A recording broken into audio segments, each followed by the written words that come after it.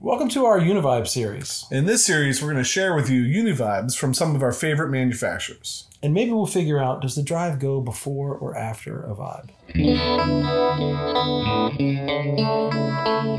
On today's episode of PJ and the Beard, we're taking a look at a Univibe as part of our new series. But before we get into the pedal, I'd like to ask you to consider subscribing to the channel, clicking on the notification bell. Your interaction with us helps us interact with great people in the industry like DLS Effects. And today we're very happy to bring to you the brand new Versa Vibe-II. Right. On the heels of our video, you should know DLS Effects even, right? So in the last video we did, we went through all, well, not all, everything we had our hands on. Dave's making some killer stuff. This Vibe pedal's no exception. So we're going to dive into this tonight. I think the history of this pedal is interesting. When they first put out the Versa Vibe, I guess, which would be 1. Right. They said, and it says it right in his About page on their website, they're a little disappointed that it didn't catch on right away. And I think the reason is, you've heard of tube snobs before, right? You've heard of, like, you know, in the guitar world, maybe like the USA, Core, PRS's USA made Fender Strats, whatever. There's snobbery all over the place. And for vibes, I think there's some pretty serious vibe snobs out there. But over time, it got out, people started using it, saw the versatility, and then he has a whole list of like pretty impressive people that picked it up and used it on their boards and stuff. And I think we'll see that kind of resurgence with this. At least I hope so. So, what makes it different than maybe your standard Vibe? And we're going to get into, there's some more controls. So there's a lot of controls on there. There's a lot of controls here. But interestingly, they're pretty easy to use, and once you figure it out, it works really well. So I think before we do any of that, though, we ought to jump into some sounds. So what we've been doing is 4 clips. I've been recording 2 clips. You've been recording 2. We'll go through 2 of these clips real quick, and then we'll twist some knobs and give you the final 2 clips. And so for the first clip, I used the Fender Strat right into the pedal. I might have had the Echo Tour on from DLS too, out to the Tyler amp. On the back of the manual, there is some of many settings. So he has 9 suggested settings back here. And for this first one, I used the Trower Vibe Vintage. Not Tower. Trower. Trower Vibe Vintage. Sound a little bit like this.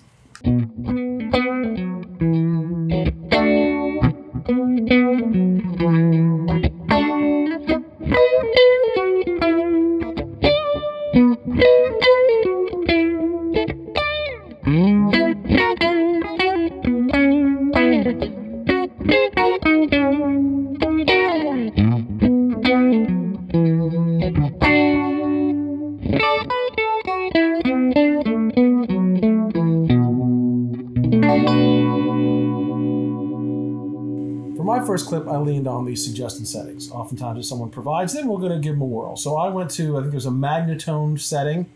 I used the PRS Silver Sky. I also used the Pedal Texas Twang, and because I am far from a purist, I put it in the front, and I played something like this.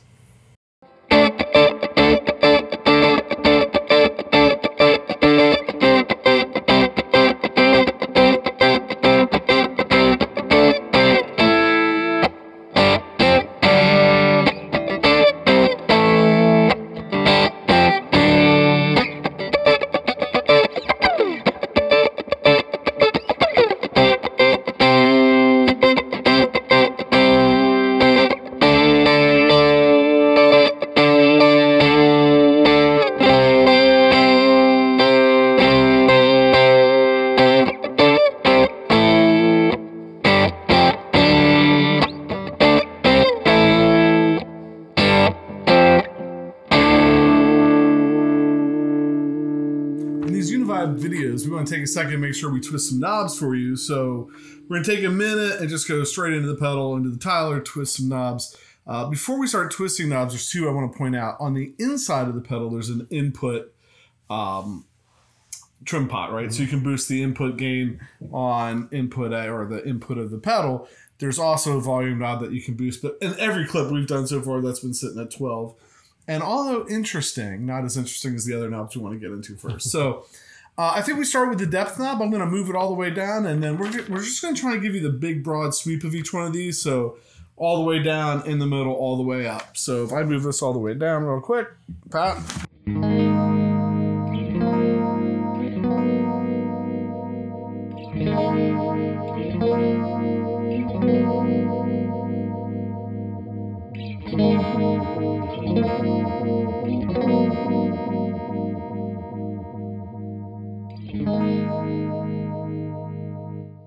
And a lot in between, right? Right. So that gets pretty intense. I like it. Same thing with rate, all the way down, and we'll move her up.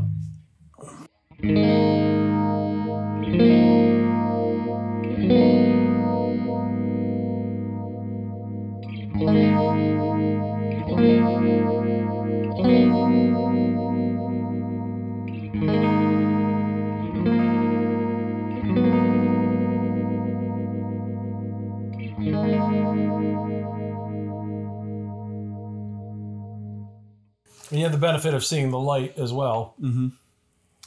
So those two pretty standard on any Univibe pedal.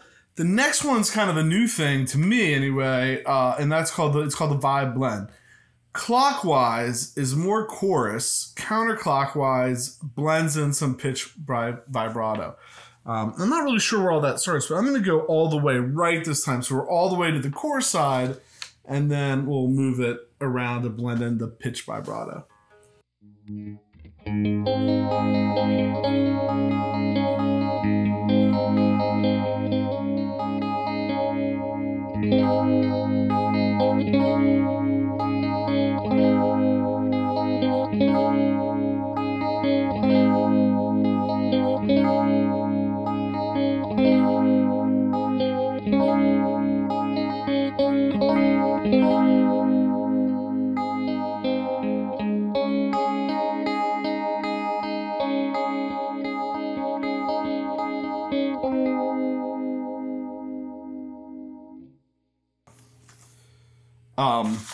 I tried to move it the whole way one time so you could kind of really hear the difference. Like, what if we did one strum here? You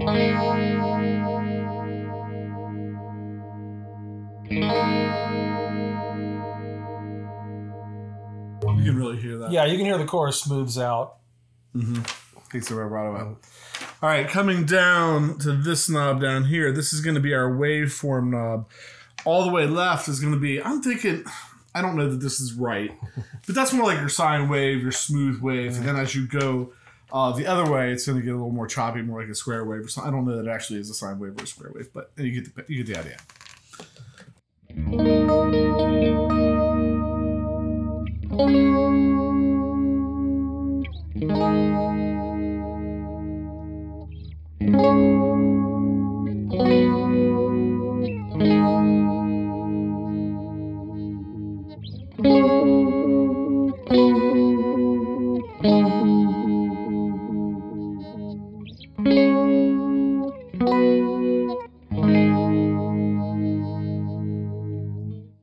And then the final knob is the bass throb. Adjust how much bass throb is in your vibes. And I do need to pause here. When the first Versa Vibe came out, one of the things that he wanted to address is some of the original vintage vibe units would make your tone very bassy and muddy them up. So he wanted to give players the option to take some of that bass out, or depending on their rig and what they were using, add some more bass back in. So that's where this knob kind of came from. And I think you're going to notice if we take this all the way off and roll it the whole way to the top, just how much control you get.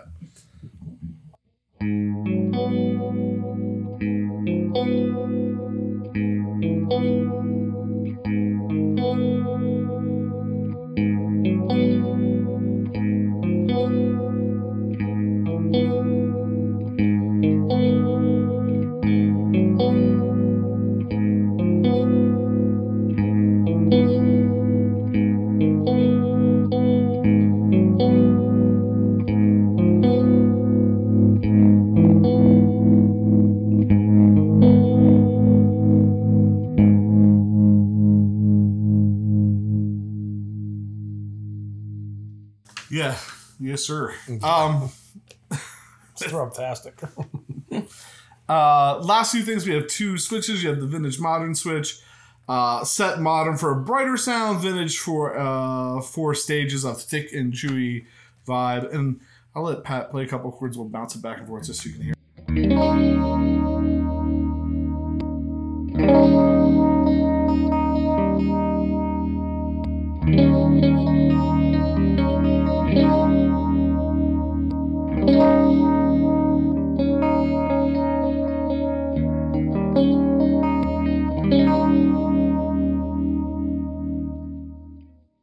Then the last switch is set vibrato for pitch bending sounds or chorus for traditional Uni-Vibe.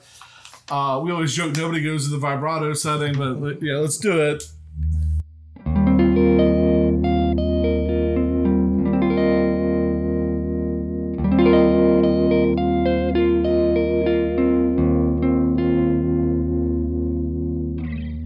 I'm not sure how much the vibe blend plays when you go to vibrato. How much that plays into that, I don't know. Just turn it down just in case. You can do, well, just real quick. If I turn that waveform way up, and I turn the intensity way up, and I turn the bass throb way up, and we go back here, maybe modern, and get that out a little bit.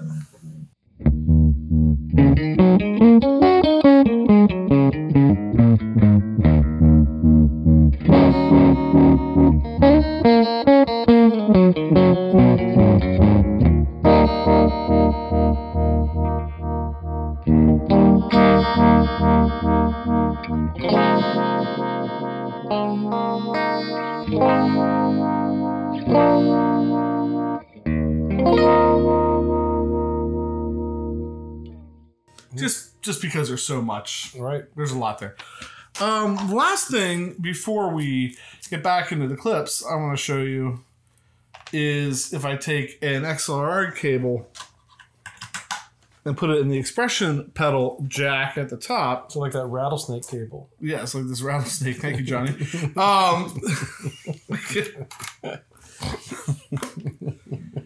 Heel is going to be very, very slow. You don't have to do anything special. You just got to plug it in. But heel is very, I mean, slower than the slow when you don't have the pedal plugged in. Like you can see the red light's not even blinking yet. But if Pat goes ahead.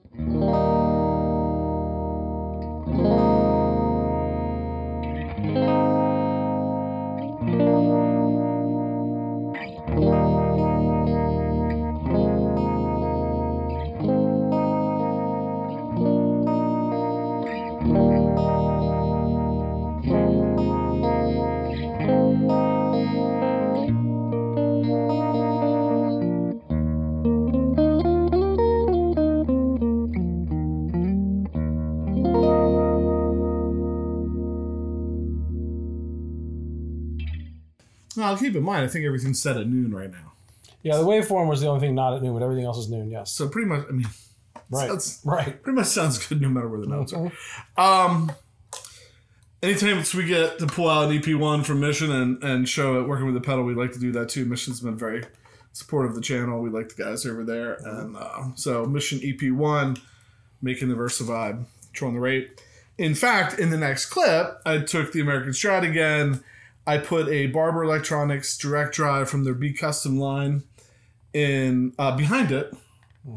Cranked the volume, pulled the gain back a little bit, really just trying to drive the amp with that, and then put the EP1 into the Versa Vibe and really just explored what playing with the vibe pedal and changing the speed sounds like. And I was using, I think, the Jimi Hendrix. Yes. I'm not sure it says Jimi Hendrix, but the Jimi Vibe. I think we know who it is. The Jimi Vibe suggested setting on from the paper. Sound a little bit like this.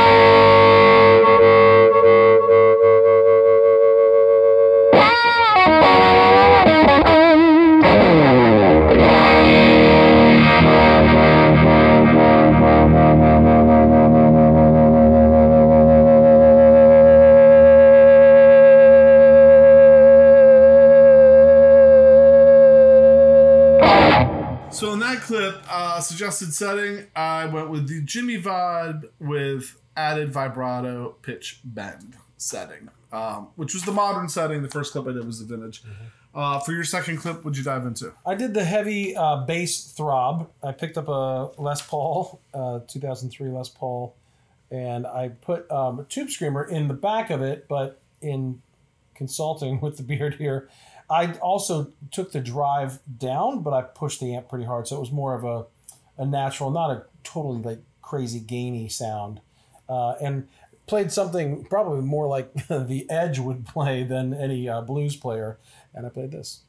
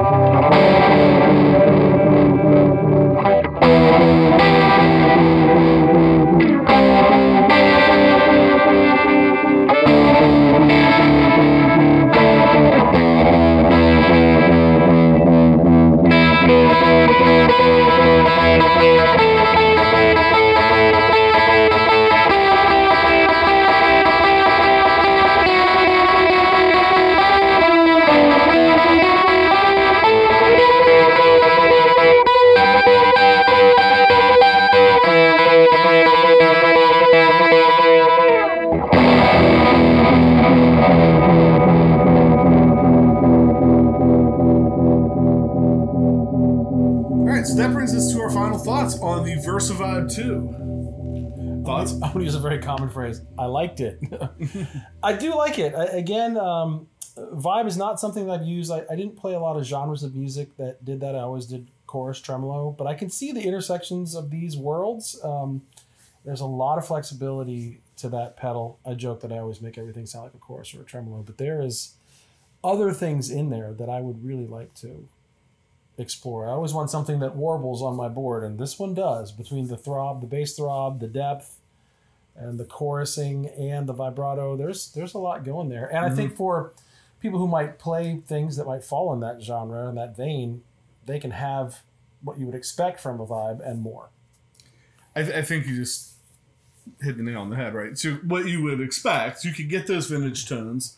The vintage tones are in there. Let me just read you really quick. So we have the 9 suggested settings. The Trower Vibe Vintage, the Little Dave, Jimi Vibe with added vibrato pitch bend, Fast Vibe Modern, Pitch Tremolo Modern, Rotary Speaker Modern. Can you believe we didn't do that? Pitch Bend Vibrato Vintage, Magnatone Vibrato Modern, and Heavy Bass Throb Repeater. And we had to pick 4 out of that. So, yeah, you get the vintage stuff in there. You get some of the vintage modern sounding stuff in there. And then I think you can open up some other worlds that maybe you wouldn't be able to open up on a typical Vibe pedal. So, very cool. If you want more final thoughts, go watch. Yeah. Get to know, or you should know DLS Effects, because we spent some more time talking about it in there. But we really like what Dave is doing. So. We always take a minute just to thank you for watching. Thank you for hitting the subscribe button. If you do, click the notification bell, click the like button, leaving comments. Anytime you interact with the show, like Pat said in the beginning, that's what helps us form these relationships with people like Dave Sestito at DLS Effects and bring cool content to you that hopefully you're interested in. And so with that, I'm PJ on behalf of the Beard, reminding you, no matter what you hear, you never have too much gear.